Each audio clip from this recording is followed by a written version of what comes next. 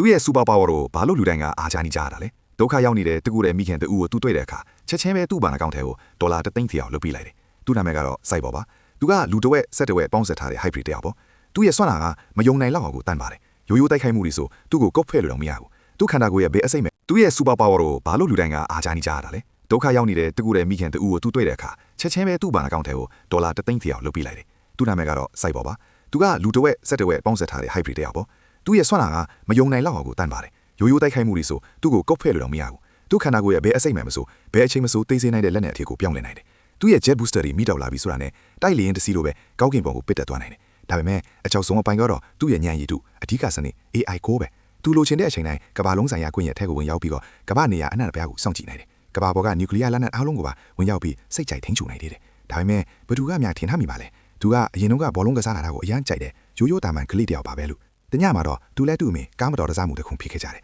သူ့အမေကအခင်းဖီတဲ့နေရာမှာပဲဆုံးသွားခဲ့ပြီးသူကတော့မသေးသေးပဲအသက်လူနေရတယ်သူ့အဖေကအဖြစ်မှန်ကိုလက်မခံနိုင်တာကြောင့်သူ့သားကိုဓာတ်ခွဲခန်းကိုပြန်ခေါ်သွားပြီးမာတာပေါက်ဆိုင်တွေနဲ့ဆိုင်မန်နစ်နီးပညာတွေအသုံးပြုပြီးသူ့ခန္ဓာကိုယ်ကိုပြန်လဲတိဆောက်ပြီးဟဲ့တယ်အဲ့ဒီအချိန်မှာသူကပြန်လဲမွေးဖွားလာခဲ့ပြီးမြဲတစ်ချိန်တည်းမှာပဲလူတစ်ဝက်ဆက်တစ်ဝက်ဘီလူတကောင်လိုဖွင့်သွားခဲ့ရတယ်အစားပိုင်းမှာတော့သူကသူ့အဖေကိုအယံမုန်းတိခဲ့တယ်ဘာလို့သူ့ကိုဒီလိုမျိုးပုံစံဖြစ်အောင်လုပ်ရတာလဲပေါ့မှန်ထဲကိုတောင်ကြည့်ဖို့မရရဘူးသူဘာဖြစ်သွားလဲဆိုတာသူ့တငယ်ချင်းတွေမြင်မှာကိုကြောက်လို့ပေါ့ဒါပေမဲ့အချိန်ကြာလာတာနဲ့အမျှသူဖြည်းဖြည်းချင်းနားလည်လာခဲ့တယ်သူကတာမန်လူတွေထက်အများကြီးတာလို့နဲ့စွမ်းနာတွေရနေပြီဆိုတာပေါ့သူက digital ကဘာထဲကိုလွတ်လပ်စွာဝင်ရောက်နိုင်ပြီးဘယ်သူမှမမြင်နိုင်တဲ့နည်းလမ်းတွေနဲ့လူတွေကိုကူညီနိုင်ခဲ့တယ်နောက်ပိုင်းမှာတော့သူက Justice League အဖွဲ့တွေကိုဝင်ရောက်ပြီးတခြားသူရဲကောင်တွေနဲ့အတူတိုက်ခိုက်ခဲ့ပါတယ်ဒီနေ့မှာတော့သူနောက်ဆုံးတော့နားလည်သွားခဲ့တယ်သူ့အဖေကသူ့ဘဝကိုဖျက်ဆီးခဲ့တာမဟုတ်ပဲသူ့ကိုဒုတိယအချိန်မြောက်အသက်ရှင်ခွင့်ပေးခဲ့တာပါလို့ Steppenwolf ရဲ့ကျူးကျော်မှုကိုရပ်တန့်ဖို့အတွက်သူတို့က Kryptonian ရင်းတွေကမာတာပေါက်ဆိုင်ကိုအသုံးပြုပြီး Superman ကိုပြန်လည်အသက်သွင်းခဲ့ကြတယ်ဒါပေမဲ့ပြန်ရောက်လာတဲ့အခါမှာတော့ Superman ရဲ့မှတ်ဉာဏ်တွေကရှုပ်ထွေးနေပြီးသူ့မျက်လုံးတွေထဲမှာရန်လိုမုန်းတီးမှုတွေအပြည့်ထင်နေခဲ့တယ်စိုက်ဘောင်ရဲ့ကားကွယ်ရေးစနစ်က